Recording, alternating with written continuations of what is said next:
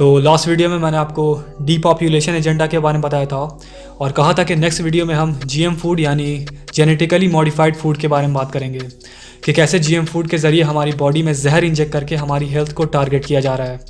अब GM food क्या है और कैसे इसे एजेंडा 21 के लिए इस्तेमाल किया जा रहा है, ये सब हमारी इस वीडियो में एविडेंस और प्रूफ के साथ डिस्कस करने वाले हैं।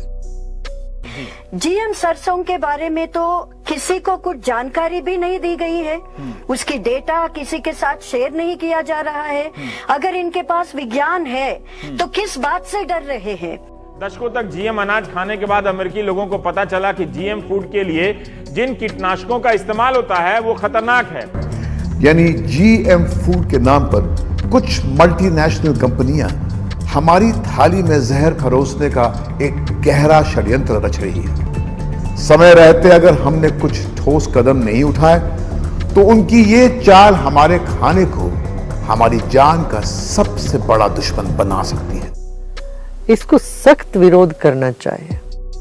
इस सब की शुरुआत होती है 1955 से, जब अमेरिका और वियतनाम के बीच एक वॉर हुई थी जिसे वियतनाम वॉर के नाम से जाना जाता है।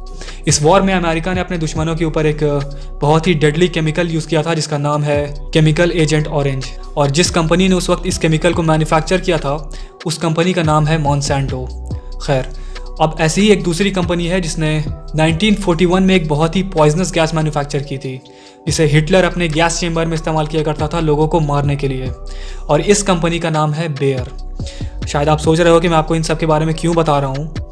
उसकी वजह यह है कि आज की तारीख में मॉन्सेंटो और बेयर, यही दो कंपनीज़ इंडिया के साथ साथ दुनिया भर में सबसे ज़्यादा जेनेटिकली मॉडिफाइड फूड प्रोड्यूस करके सप्लाई करती हैं, और आज यही दो कंपनीज़ पूरे दुनिया के फूड सप्लाई यानी खाने के सप्लाई को कंट्रोल करती हैं।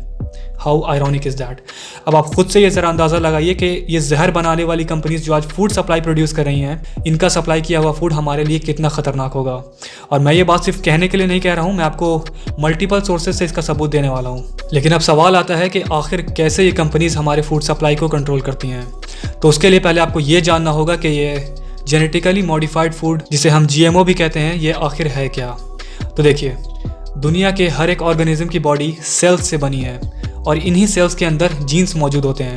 ये जीन्स DNA के एक सीक्वेंस से बने होते हैं जिसके अंदर उस ऑर्गेनिज्म के कैरेक्टरिस्टिक्स मौजूद होते हैं कि उस ऑर्गेनिज्म का फिजिकल स्ट्रक्चर कैसा होगा, उसका बिहेवियर कैसा होगा और भी कई सारी चीज़ें। अब इसी तरीके से जो पेड़ पौधे होते हैं उनके अंदर भी जीन्स मौजूद होते हैं जो उस पौधे के ग्रोथ और डेवलपमेंट को डिसाइड करते हैं। अब हुआ यह है कि कुछ साइंटिस्ट ने इन पेड़ पौधों के जीन्स को मॉडिफाई करना शुरू कर दिया है, यानी आर्टिफिशियल तरीके से उनके जीन्स के साथ छेड़छाड़ करना शुरू कर दिया है। बेसिकली ये लोग करते ये हैं कि ये लोग किसी एक दूसरे प्लांट के अंदर किसी दूसरे जानवर या कीड़े या प्लांट का जीन इम्प्लांट कर दिया करते हैं, और इसी प्रोसेस को जेनेटिक मॉडिफिकेशन कहते हैं। और इस प्रोसेस के थ्रू बनाए गए फूड को जेनेटिकली मॉडिफाइड फूड, जिसे शॉर्ट फॉर्म में GM फूड भी कहते हैं। लोग समझते हैं हम शाकाहारी, जाके सब्जी खरीदते हैं, टोमेटो खरीदते हैं और टोमेटो में मच्छी का जीन्स उसमें चला गया या बैंगन में बिच्छू का जीन्स उसमें लगा देते हैं, तो ये आदमी के साथ एक तरह का धोखाधड़ी हो गया। इसको सख्त विरोध करना चाहिए। जीएम फूड हमारी सेहत के लिए कितना घातक हो सकता है, इसका सबसे पहली बार पता 1989 में चला जब अमेरिका में एल ट्रिप्टोफैन नाम के हेल्थ टॉनिक ने कोई 100 लोगों की जानें ले ली और कोई 5 से 10 हजार लोगों को जिंदगी भर के लिए अपाहिज बना दिया। जीएम टेक्नोलॉजी से बने इस टॉनिक को बनाने वाली जापानी कंपनी शोवा डेंको पर अमेरिका के एक अदालत ने $2 बिलियन यानी 10,000 करोड़ रुपए का जुर्माना तक ठोक डाला। GM फूड को बनाने के पीछे ये लोग वजह ये देते हैं कि इससे क्रॉप्स यानी फसल की प्रोडक्शन को बढ़ाया जा सकता है, और इनका ये भी दावा है कि ये GM फूड हम इंसानों के लिए बिल्कुल सेफ है और इनसे हमारी डाइट को इम्प्रूव किया जा सकता है, जो कि एक साफ झूठ है। GM फूड हम इंसानों के लिए तो क्या, जानवरों के लिए भी सेफ नहीं है, और इस बात को साबित करना बिल्कुल भी मुश्किल का काम नहीं है क्योंकि साल 2010 में इन GM फूड के ऊपर एक साइंटिफिक स्टडी कंडक्ट की गई थी। इस स्टडी को 3 इंस्टीट्यूट्स ने मिलकर कंडक्ट किया था। एक का नाम सुरोव इंस्टीट्यूट ऑफ इकोलॉजी, दूसरे का नाम evolution of the Russian academy of sciences और तीसरी का नाम national association for gene security. और इन केस अगर आप इस रिपोर्ट को खुद पढ़ना चाह रहे हो तो लिंक मैंने डिस्क्रिप्शन में दे दी है। इस स्टडी को कंडक्ट करने के लिए चूहों के 4 ग्रुप्स बनाए गए थे जिनमें से 2 ग्रुप्स को नॉर्मल फूड खिलाया गया और बाकी के 2 ग्रुप्स को जीएम फूड यानी जेनेटिकली मॉडिफाइड फूड खिलाया गया। अब हुआ ये कि कुछ टाइम बाद जीएम फूड खिलाए जा रहे ग्रुप्स के चूहे बच्चे पैदा नहीं कर पा रहे थे। वो बाकी ग्रुप्स के चूहों के मुकाबले बहुत कम बच्चे पैदा कर पा रहे थे। अगर साफ शब्दों में कहा जाए तो वो चूहे स्टेरिलाइज होते जा रहे थे। ये बात आप ध्यान में रखें कि जब इन जीएम फूड्स का चूहों पर इतना खतरनाक असर रहा था तो हम इंसानों के ऊपर भी इसका बिल्कुल ऐसा ही असर होगा, क्योंकि हम इंसानों और चूहों के जीन्स 90% एक जैसे ही होते हैं। और सिर्फ यही नहीं बल्कि इन चूहों का बॉडीली सिस्टम भी हम इंसानों की तरह ही परफॉर्म करता है। ब्रिटेन में जीएम सोए के बाजार में आते ही लोगों के बीच सोए एलर्जी में बेतहाशा बढ़ोतरी देखी गई और देश में जीएम फूड पर पाबंदी लगा दी गई। जर्मनी में जीएम कॉर्न के गायों पर परीक्षण के दौरान 12 गायों की मौत हो गई। बीटी कॉर्न से निकले पॉलन के हवा में घुलने से फिलीपींस के एक गांव में सभी लोग खुजली से परेशान हो उठे और उनका सांस लेना भी मुश्किल हो गया। जेनेटिक इंजीनियरिंग धरती पर अब तक की सबसे खतरनाक टेक्नोलॉजी है और इसका हमारे खाने में इस्तेमाल करना सिवाय पागलपन के और कुछ नहीं है। जब तक पूरा experiment for long sustained period of time, एक दीर्घ काल तक, लंबे समय तक प्रूव नहीं होता कि इससे कोई नुकसान नहीं होगा, इससे कोई किसी तरह का हार्म नहीं होगा, तब तक ऐसे वेंचर नहीं करना चाहिए। ऐसा कदम नहीं उठाना चाहिए जिससे एक तरह का परमानेंट शाश्वत डैमेज न हो जाए। अब अगर हम रियलिटी की बात करें कि क्या वाकई में जीएमओ की वजह से बर्थ रेट कम होता जा रहा है, तो आप जान लें कि कई सारे रिसर्चर्स ने ये बात कही है कि जब से अमेरिका ने जेनेटिकली मॉडिफाइड फूड को अपने मार्केट में अप्रूव किया है, तब से अमेरिका में चाइल्ड बर्थ रेट लगातार गिरता जा रहा है, लगातार डिक्रीज होता जा रहा है। अमेरिका के FDA यानी फूड एंड ड्रग एडमिनिस्ट्रेशन ने करीब 15 साल से जीएमओ को अप्रूव किया हुआ है, यानी 15 साल से वहाँ के लोग जीएमओ को कंज्यूम कर रहे हैं। अब अगर आप वहाँ के पिछले 10 साल के बर्थ रेट चार्ट को देखेंगे तो आपको पता चलेगा कि वाकई में 2010 के बाद से कंटिन्यूसली वहाँ की बर्थ रेट डिक्लाइन होती जा रही है। और साल 2017 में तो ये हाल था कि उनका बर्थ रेट इतना लो हो गया था जितना पिछले 30 साल में कभी नहीं हुआ था।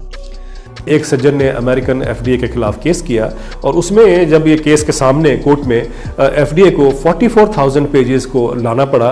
उस पेजेस में ये बड़ा स्पष्ट था उन डॉक्यूमेंट्स में कि अमेरिकन साइंटिस्ट ने वार्न किया था कि इस जेनेटिकली मॉडिफाइड फूड से बहुत सारे प्रॉब्लम हो सकते हैं, लेकिन उसको पॉलिटिक्स ने दबाया गया। और इसका मतलब साफ है कि FDA जो अमेरिका का है वो दूध का धुला नहीं। अब जरा आप आइए इन जीएमओ को बनाने वाली कंपनी मॉन्सेंटो के ऊपर। मॉन्सेंटो ही वो कंपनी है जिसने सैचरीन नाम के एक आर्टिफिशियल स्वीटनर को बनाया जिसे आज कैंडीज और कुकीज़ बनाने में इस्तेमाल किया जाता है। मॉन्सेंटो ही वो कंपनी है जिसने अस्पर्टामा को बनाया जिसे आज कोल्ड ड्रिंक बनाने में इस्तेमाल किया जाता है। मॉन्सेंटो ही वो कंपनी है जिसने ग्लाइफोसल्फेट नाम के केमिकल को बनाया जिसे आज हमारे क्रॉप्स पर इस्तेमाल किया जाता है। और मॉन्सेंटो की बनाई इन सभी चीज़ों को कैंसर कॉजिंग एलिमेंट पाया गया है, यानी ये चीज़ें इंसानों में कैंसर जैसी बीमारियां फैला सकती हैं। दशकों तक जीएम अनाज खाने के बाद अमेरिकी लोगों को पता चला कि जीएम फूड के लिए जिन कीटनाशकों का इस्तेमाल होता है वो खतरनाक है।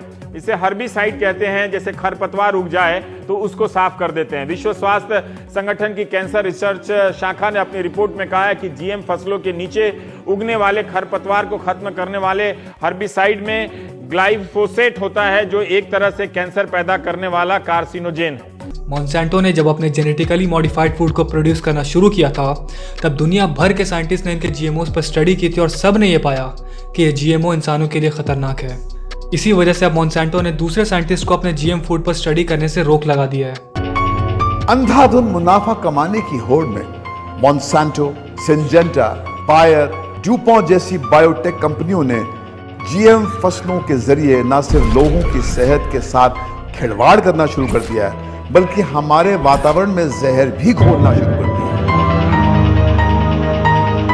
अमेरिका में जीएम कॉर्न के स्टार्लिंग ब्रांड के बाजार में आते ही लोगों में एलर्जी की शिकायतों में बेतहाशा बढ़ोतरी हुई और एक बार फिर ये बात साबित हो गई कि जीएम फूड हमारी सेहत के लिए ठीक नहीं है।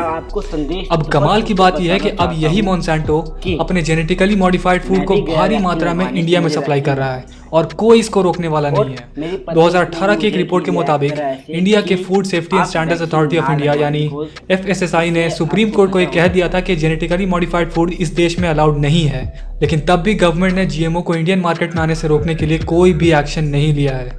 29 दिसंबर 2017 को union health minister JP Nadda ने पार्लियामेंट में एडमिट किया कि साल 2007 से लेकर आज भी इंडिया में जेनेटिकली मॉडिफाइड सोयाबीन ऑयल और कनोला ऑयल को इंपोर्ट किया जा रहा है, वो भी FSSAI के अप्रूवल के बिना। अब एक और चौंकाने वाली बात यह है कि साल 2018 में इंडिया के centre for science and environment यानी CSE ने एक रिसर्च में ये पाया कि इंडिया में नवजात बच्चों के खाने में यानी इन्फेंट बेबीज़ के फूड प्रोडक्ट्स में सबसे ज़्यादा GMO मौजूद है और इन प्रोडक्ट्स को खुलेआम इंडियन मार्केट में बेचा जा रहा है। CSE ने इस रिसर्च में इंडियन मार्केट में बिकने वाले 65 फूड प्रोडक्ट्स के सैंपल लिए, जिनमें से 21 फूड प्रोडक्ट्स जेनेटिकली मॉडिफाइड निकले और ये वो 21 फूड प्रोडक्ट्स हैं जिन्हें हम डेली इस्तेमाल किया करते हैं। इन सभी 21 प्रोडक्ट्स के नाम मैं डिस्क्रिप्शन में दे दूंगा, लेकिन सबसे खतरनाक बात तो ये है कि इनमें से कई सारे प्रोडक्ट्स GMO फ्री होने का झूठा दावा करते हैं, इसीलिए एक आम इंसान के लिए इन्हें पहचान पाना बिल्कुल नामुमकिन है।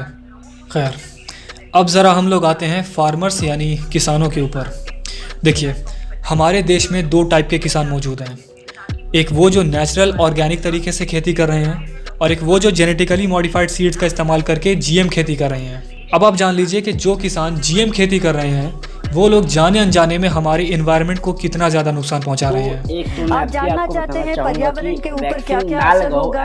एक तो जिन प्राणियों को हम ये मानते हैं कि ये बेनिफिशियल ऑर्गेनिजम्स है, हमको हानि नहीं पहुंचाते हैं, हमारे खेती को या मनुष्यों को इनकी जरूरत है, जैसे मधुमक्खी है और पॉलिनेटर्स भी होते हैं, इनके ऊपर जो असर है हमारे पास साइंटिफिक एविडेंस है जो दिखाता है जेनेटिकली मॉडिफाइड ऑर्गेनिज्म से बेनिफिशियल और अनइंटेंडेड ऑर्गेनिजम्स के ऊपर असर होता है। जिन कीड़ों को आप डिस्ट्रॉय करने के लिए निकले हैं GM का तकनीक लेके और जिन खरपतवार को नाश करने के लिए निकले हैं हेर्बिसाइड टॉलरेंट जेनेटिक मॉडिफिकेशन को लेके, हम आज जानते हैं कि वो सुपर वीड्स बन जाते हैं, सुपर पेस्ट बन जाते हैं, उनमें सहने की शक्ति और बढ़ जाती है और उसके बाद आपके मामूली तरीकों से वो कंट्रोल नहीं कर पाएंगे। जमीन के ऊपर, जमीन के माइक्रोबियल एक्टिविटी के ऊपर असर होगा, ये हमारे पास वैज्ञानिक तथ्य है। तो ये एविडेंस है कि जेनेटिकली मॉडिफाइड ऑर्गेनिजम्स उगाने से पर्यावरण के ऊपर असर होता है। अमेरिका के तीसरे प्रेसिडेंट थॉमस जेफरसन ने एक बहुत ही कमाल की बात कही थी। उन्होंने कहा था कि अगर लोग अपने गवर्नमेंट को ये डिसाइड करने का हक दे दें कि वो कौन सा खाना खाएंगे, तो बहुत जल्द उन लोगों का शरीर बिल्कुल उतनी ही तकलीफ में होगा जितनी तकलीफ में एक गुलाम की रूह होती है। और आज आप देख सकते हैं कि हमारी गवर्नमेंट ही GMO फूड को हमारे खाने के लिए अप्रूव करती है। ये फैसला उन्हीं के हाथ में है कि हम कौन सा GMO फूड खाएंगे और कौन सा नहीं। अब मैं आप लोगों के एक बहुत ही कॉमन सवाल का जवाब देना चाहूँगा। पिछली वीडियो से मैं देख रहा हूँ कि आप लोगों में से कई सारे ऐसे लोग हैं जो कि एजेंडा 21 का सपोर्ट कर रहे हैं। कई लोगों का कहना है कि डीपॉपुलेशन एक अच्छी चीज़ है। उनका कहना है कि ज़्यादा पॉपुलेशन होने की वजह से लोगों में बेरोज़गारी बढ़ रही है, इसलिए पॉपुलेशन कम होनी चाहिए। मैं आप लोगों से सिर्फ एक सवाल पूछना चाहता हूँ, आपको पता है इंडिया में गरीबी क्यों है? ये चीज़ आपके दिमाग में बैठा दी गई है कि इंडिया में पॉपुलेशन ज़्यादा है, बस इसीलिए यहाँ पर बाकी देशों के मुकाबले ज़्यादा गरीबी है, जबकि ये बात बिल्कुल भी सही नहीं है।